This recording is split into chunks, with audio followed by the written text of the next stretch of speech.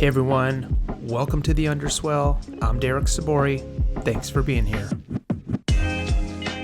Being aligned, you have to create everybody in the organization through a set of choices. Where do you want to play and how do you want to win? If everybody's aligned us, it really make people look toward the same direction through a common set, through a common purpose, or most importantly, through a common positioning. And, behind a set of priorities that's called a strategy, that's money. This is, when you have this, then you're growing, and you're growing profitably as well. And I've seen this. I've been a part of this. So I'm looking forward to implement this in the next role I will be in. Today's profile is on Sebastien Marcq, a seasoned marketing executive with over 20 years of experience leading global brand strategy and integrated campaigns across lifestyle, CPG, wellness, and even biotechnology research. From Vans and Volcom to Sebastien and the tea brand Shaji, Sebastien has helped build and scale brands that connect deeply with their audiences and drive results. But what sets him apart isn't just the resume, it's his grit, his cross-industry agility, and his ability to bring contagious energy into every room that he walks into. We talk about what it means to defend the awesome, how brand alignment becomes a business superpower, and why progress always beats perfection. If you're looking for a proven marketing leader who can turn insight into impact and rally teams along the way, Sebastien Marcq is somebody to keep an eye on. And as he says, he's got an oddly cool French accent, which I really think you'll appreciate. Enjoy this professional podcast profile on Sebastien Marcq.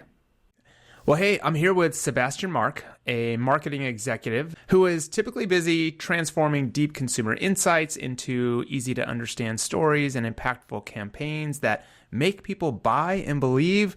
Sebastien, welcome to the show. Hey, Derek. Thank you for having me. Yeah, I'm excited to have you. We've known each other for a long time, mostly from our days back at Volcom. That's where we first met, and then it's been fun watching your career evolve. But I want to start off just kind of by getting a sense, where are you calling in from? Where's home? Today I'm home. I'm in Laguna Beach in California.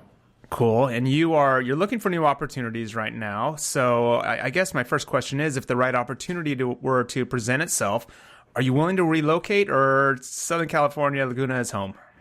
Yeah, where I am is good. You have a good hub around here in Southern California. Los Angeles is not too far. Remote opportunities are good, but frankly, I love being around people. I believe in serendipity, and having a close proximity to others is good. So hybrid or on-site is a good setup as well. Yeah, I agree with that. And that is one thing. At first, I really appreciated the remote working opportunity, but also I really like being with people. And there's an energy that comes with working together with your team, right? Yeah. You've been working with teams for years. Oh, yeah, many years. Oh my God, more than 20 years now. Well, as an omni-channel marketing executive, like we said, you're currently exploring new leadership opportunities. Mm-hmm. You want to be able to, help continue building iconic brands, shaping culture, driving demand, especially with companies that value research-driven strategies and omni-channel execution. That's correct. You've spent, like you just said, 2 decades scaling iconic consumer brands, mostly in the lifestyle and CPG space, like Vans, Volcom, where we met, Sebastien. You were recently introducing Shaji, China's largest tea house chain, into the U.S. That's correct. Leading large teams across the U.S. and Europe. Tell me a little bit about the last 3 or 4 years then, and maybe, give me a sense of what you're hoping for in the next 2 to 3, let's say. Cool. So in a few words, the last couple years, I was the VP of Integrated Marketing at Sebastien. I was part of the executive team. We drove 60% growth during my tenure there. I modernized the brand identity, the positioning, logo, the packaging, website, revamped its look and feel across all channel and touch points. We ran several brand and product campaigns. I built a loyalty program. I brought a new data platform.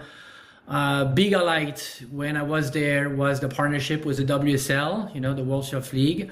Yeah. And that combined with all the creative work that we've done, it really took our awareness rate to the next level. We grew from 9% to 24% in 2024 when I left. It was a big game changer. Wow. Most recently, I led the US launch of Chaji. Chaji is a global premium tea brand. Think of this as Starbucks for tea. They have more than 6,000 stores across China, Hong Kong, Singapore, Malaysia, and Thailand. Wow. And they were looking to penetrate the US market. So there, I was employee number 3, and I built everything from the brand story, the visual identity, the segmentation, the digital platform, all the way down to the in-store consumer experience. Wow. But through it all, the last couple of years, my main focus has been on what I call defending the awesome, which is protecting what makes a brand very special, while scaling it, with meaning. So it resonates deeply with the target audience. So that's what I'm trying to do right now, just looking into my next leadership role where I can build something that shapes culture, make an impact, and, drive growth. Yeah, I love that tagline, that idea of defending the awesome. Yeah. Why is branding so important? Why do you refer to it as awesome? Like, what is it about the brands that you've worked with? You've worked with some iconic brands. So what is the power there? What's the magic, and why is it so important today? So first of all, I'm going to give credit to Danny Kass because he launched a snowboard movie back in the days called The Defender of Awesome when he had Grenade, I think, the glove company in snowboard. And this is Danny Kass. This is Danny Kass, the Olympics pro snowboarder, right? That's correct, yeah. And I always loved that tagline. And for me, defending the awesome, as a founder, you're spending a lot of time building a brand that resonates emotionally with your audience. And so I want to defend this uniqueness, this distinctiveness. And that's why I'm committed to this. Yeah, I like that positioning, that you're defending. And I think as a marketer, that's really what you're doing, right? Kind of defending the name, that customer loyalty, the magic that is there that keeps people coming back for more. Yeah, so it's really protecting what makes a brand special and resonate with the audience. So that's defending the awesome. Looking back at your past experiences, Sebastien, what are the 3 things that you think you've learned and or appreciated most? I think of this in terms of how maybe you've evolved, connections you've made, maybe the lessons you've learned or the mistakes you've made. What's it been like for you? Okay, we're not going to talk about mistakes. Or lessons learned, we call them. Yeah, lesson learned. Although I'm okay talking about mistakes because this is what shapes someone. Mm-hmm. One thing that I've learned is an organization is very powerful when it's aligned behind its vision and its strategy. When I was at Vans back in 2013, the leadership there was super aligned behind going after self-expression and going after a target audience. I had the opportunity to launch the House of Vans in London, which is the physical manifestation of Vans' promise to support and enable creative self-expression, supporting action sport, art, music, and street culture. That place was really mind-blowing. It was 5 tunnels underneath Waterloo train station in the heart of London. We had art galleries, a skate park, theater, and a restaurant, and that was just amazing. We had Metallica playing there, the Foo Fighters, Dinosaur Jr., Public Enemy. I mean, having the opportunity to make this happen, mind-blowing. And plus, again, it was part of the Vans mission to really support creative self-expression. So that's one. Sebastien, what on the House of Vans, what specifically with such a big initiative, what was your specific takeaway? What did you really learn? Why was it so meaningful to you? Because this initiative was fully aligned with the strategy that we had at Vans. The entire organization was behind this mindset that Vans exists to support and enable creative self-expression. And we had a framework for bringing this up to life, looking and starting with consumer insights, we had a framework called OGSTM, Objective, Goal, Strategy, Tactics, and Metrics. And the entire VF portfolios of brand were using the same framework, right? TNF, the North Face was using this, Timberland was using this, Vans was using this. And I've seen real life that how this framework that, can come up as very theoretical at first, how it comes to life, through House of Vans in London, which is a physical manifestation of the brand's promise to support and enable creative self-expression, is really driving sales and growth. Because, people are on board with the mindset and the emotion you're trying to communicate with the target audience. And that makes people purchase product, not just one time, but, come back and repeat. So that was super inspiring. Yeah, it sounds like it because it starts with a clear vision, an easy to understand framework, strong messaging that, to get it throughout the organization, enact the plan, follow up, see the results. Like that seems sort of like that's the MBA formula, right? And it's like you saw it put into action. Yeah, absolutely. Yeah, this is a framework that was brought in by the VF executive leadership team. And very powerful, that's, like Vans grew from $2 billion to almost $5 billion in the next, 10 years following this. So that was good. The other, your reputation is your currency. I've heard this. I don't know who, I'm quoting someone here, but I don't know who I'm quoting, so sorry. But how you make people feel is very important. Is how you're going to be remembered. When I used to be at Embry Genetics is a clinical diagnostic lab that sequences your DNA to understand your condition.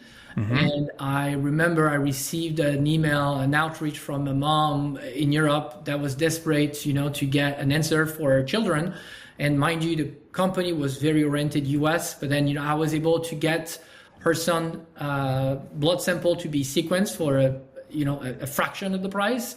And then later on, receiving a letter from her saying that I've been able to save that kid's life, this is like a, tear jerker kind of moment. I was like, oh my God, this is amazing to have the ability to make an impact on someone's life through the organization I'm working in. And all of those companies, even with that House of Vans that you mentioned, that has potential to change somebody's life, right? To have that massive of an experience and a celebration of that surf and skate culture and music and art. I mean, these are powerful, impactful things that, you got to help bring to life and impact people. Absolutely. Even also when I used to be at Volcom, running Volcom marketing in Europe, how we were able to make an impact on people's life. I think I mentioned earlier, some people were showing up to me with a tattoo of the brand on their arm. And you're like, oh my God, this is amazing. How much we were really influencing the culture and building a culture that makes people believe and, become life fan of the brand. So that was very impactful. Yeah. Sebastien, I'm looking at your LinkedIn profile and your resume, and one thing that really caught my eye was your world-class business schooling and the array of industries you've worked in. So I want to ask, what was the catalyst for applying to HEC, going back for your MBA, and maybe what's been the benefit of that schooling and your sort of multi-industry approach? Yes, great. Awesome question. So to roll back, I was a professional snowboarder. I got into marketing because I started working for my sponsor. My background, educational background, I have a Bachelor of Science in Thermodynamics and Fluid Mechanics, which was more an excuse for me to be in Grenoble, which is in France, in the French Alps, nearby Alpe d'Huez, where I used to snowboard, almost every day. Yeah. But then throughout my career, at some point, I was like, okay, I'm kind of stalling. One day, I've read an interview from Bernard Marcq, the former CEO of Quicksilver, who acquired Rossignol.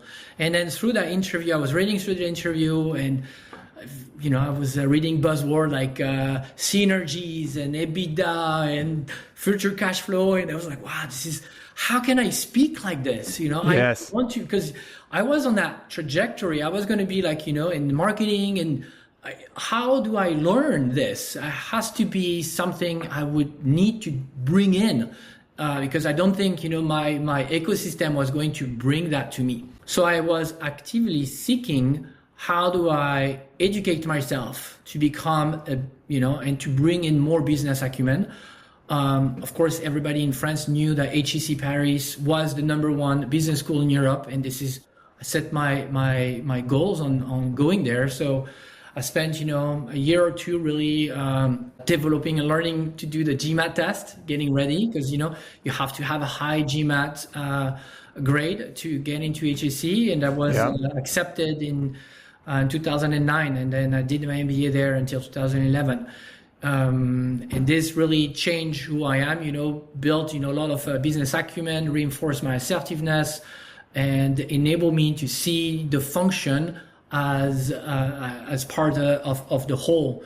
So now I understand, how a business is working, all the complexity around customer acquisition, customer retention, but also the operation required to, make sure a product gets delivered on time, clients are paying you, and the bank is financing your inventory that you need to sell your product. A whole ecosystem there.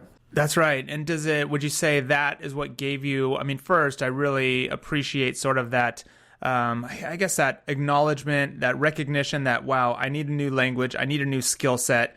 I've got to go attack this. That's a lot of work to go in and go do that. I think were you still working while you went to school and did it? Were you doing both? Yeah. I was working for the Billabong Group. I was leading the Von Zipper business unit in Europe. And I did my MBA in part-time, which was 1 week every month. So 1 week a month, I was going to Paris, stay there for a week and learning all the while I was working full-time at the same time. So I had to take holidays, to do my MBA at the same time. That's a heavy load, but it sounds like coming out of that experience, so it gave you the confidence to be able to kind of move fluidly between, from the surf industry over to, clinical testing and sort of science, back over to, CPG and the food and beverage industry, right? You can kind of seamlessly move wherever you need to go because you've got that understanding, right? Absolutely. I'm industry agnostic. At the end of the day, marketing is everything you do to help attracting and retaining more good customers. That's this is like the best definition I've ever found of what marketing is all about. And industry agnostic, I'm often right now when I'm looking for a job, I'm reading on the job description, 10 years or more experience in the same industry. I'm like, why do you want to do this? If your intent is to hire from your next best competitor, especially in marketing, are you looking to do the same thing? I understand if you're in ops and you want to bring in a process that is proven, great. But in marketing, you have to be able to break through the mold to stand out and build salience. And if you're hiring from your next best competitors and you're developing product and campaign that are very similar, then you're reducing the choice that you're providing to your consumer. And that's not necessarily a good thing. So I believe that multi-industry is a true edge for me because I've been exposed to many ways of how things can get done. And that's a true value add. Yes. Yeah. Great perspective. And I agree with you on that. I wonder, Sebastien, what's an influential life experience, though? I just mentioned your LinkedIn resume, your LinkedIn bio and your resume, but what's sort of an influential life experience that your LinkedIn bio can't fully capture, or a story that it doesn't fully tell? Maybe something that's really helped determine who you are and that has inevitably informed your work style. Yeah, so I can think of two things. So the first one is I've been a professional snowboarder, but in the 90s, this is where I was making $1,000 a year. So, which was a dream, I'm sure, back then. Yeah, back then it was a dream. I've been able to travel, meet so many different people and culture. This is where my English developed. That was amazing, being in a car going through borders in Europe with a guy from Finland, from Sweden, from the US, and from France. You're like, this is good. Yes. So professional snowboarder really, opened my eyes to the world and especially the culture that we were building to influence that future industry, the action sport industry. So a global perspective, was that sort of your biggest takeaway, you think, from being a pro athlete? Was it the hard work, the training, the discipline, or was it that global perspective of being able to travel all over and do something that you love? Yeah, no, there was no discipline in the training back then. It was more the party, being the life of the party and just doing great tricks on snowboard. But then I've seen how that influenced an industry as a whole. Yeah. I mean, all those brands, Volcom, Quicksilver, Rip Curl, Billabong, they've Burton, they've grown based off that, based off what we represented, and that's very inspiring to see. Yeah. Another life experience that really shaped recently who I am. I went through a nasty divorce, and that's not something you put on LinkedIn. My ex-wife was abusing substance, and so I got custody of my kids. So now I became a full dad, raising my kids on my own, and it's been the last 5 years. So that really gave me additional grit, because you can have all the problem you have at home, but when you're leading a team of 12 or 20 people, and you have to give them direction, whatever happens at home, has to be put on the side, because you have to focus on inspiring your team. And so not only did it give me grit and perseverance, but also encourage me to be more positive, and motivate people through this positivity, because at the end of the day, you still got to show up. Yeah, and it seems like that is something it seems like you continue to prove is when it's time to show up, when it's time to get the work done, you get in there, do it, roll up your sleeves, and tackle it head on. Give me an example, maybe. Let's talk about then sort of next steps of what you're looking for, but give me an example of a type of work environment that you thrive in. I think you've alluded to it a little bit, but in terms of working with a team and being positive, but what's a great work environment that you hope to work in? Yes, I strive in organizations who are aligned behind a strategy, where a leader empowers its employee to take action and to learn. So this is easier than none.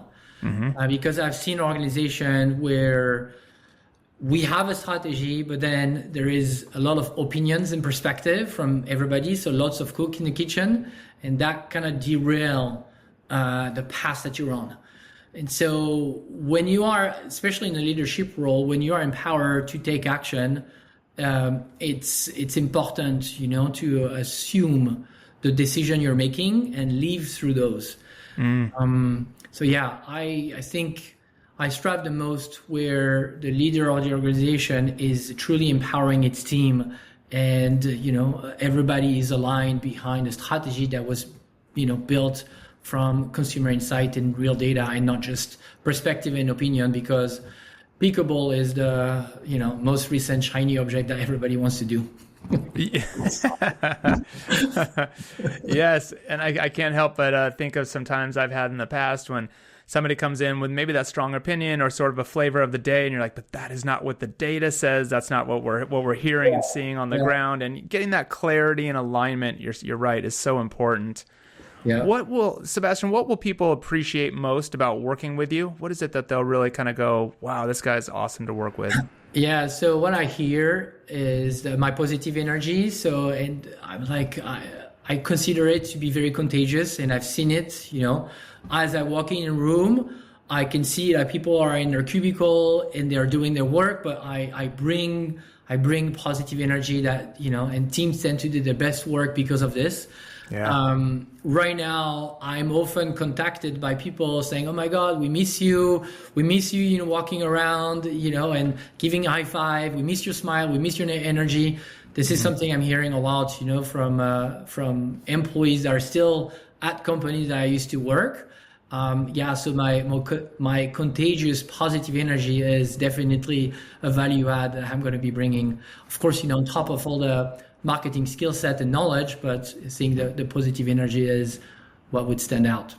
Yeah, I can vouch for that. I've been in places where you're working at, and I can always see pop around the corner or bring that energy. So you're absolutely right in that.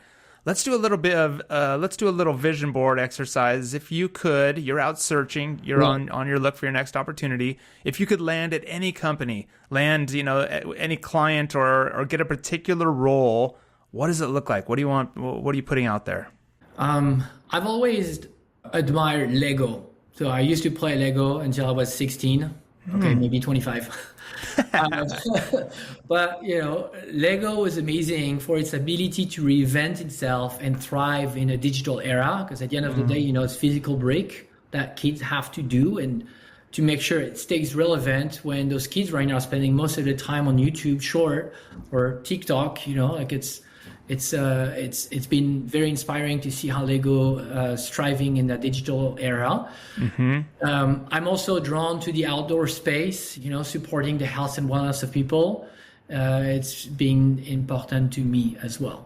So if Lego decides to do an outdoor brand version of Lego or something, you're all in. But I love those. Those are great. Yeah. What advice? This is a good opportunity for us as we wrap things up here, Sebastien. What advice would you give to others in your position, or those maybe looking to do the work that you've done, maybe take a similar college path or a professional path as you have done? What advice do you have for them? Number one, I would say that progress beats perfection. Everybody wants to do great work, but momentum is more important. Get started. And we used to have a leader that says, "Let's get a B," and he was right. It's better to get started and get some learning early on instead of having a perfect campaign or perfect initiative that is going to be taking more time to develop and perfection, as opposed to get started and get some early learning on, so you can improve over time. So progress beats perfection, number one. And then number two, I would say relationship matters more than resume. I mean, you can be like the best, but if you are a douche at work, people are not going to be supportive of you when you are in the situation I am in. And I've been very grateful because I've had multiple people reaching out to me, and I'm glad of the positive impact I've been able to make through my life, and I can see and appreciate now that relationship is really critical in the situation. Definitely. Well, and that's why we're here, right? Just through the network. It's like, Sebastien is open. Let's get him on the show. I want to leave you this opportunity here, Sebastien, to just give us any parting words or any leave behinds. What did we leave anything out? Is there anything else you want to add to it? And then we'll tell people where to keep in touch with you. But open mic. Yes. At this stage of me in my career, I'm not just looking for a job. I'm looking to make a difference. I bring strategy, creativity, and heart in everything I do. And I'm ready to pour all that into a team that wants to build something meaningful. I'm all in. So if you're looking for someone who defends and makes your company and your brand awesome, call me. You can reach out to me on LinkedIn. I love it. Well, you guys reach out to Sebastien. I'll put his link in the show notes. You'll find him on LinkedIn. Easy to find over there. Obviously, he's got a great network, great experience. Sebastien, thanks for taking some time to share all that with us, and good luck on the search. Let's hope this gets out there and we get some eyeballs on you, because I know you've got a lot of great things to add to that next company that you're going to find a home at. Thank you so much, Derek, for the opportunity. It was my first time, doing an interview podcast. I hope I did well. Sorry for my French accent, but hey, it's good. It's good. It's, as you say, it's oddly cool. Yeah, oddly cool. Exactly. Thank you. Thank you, Derek. Thanks, Sebastien. Hey, everyone. Thanks for checking out the show. If you like what you heard, be sure to check back weekly, subscribe to the show, and if you want to be featured on the show, come hit us up at theunderswell.com. We'd love to hear from you.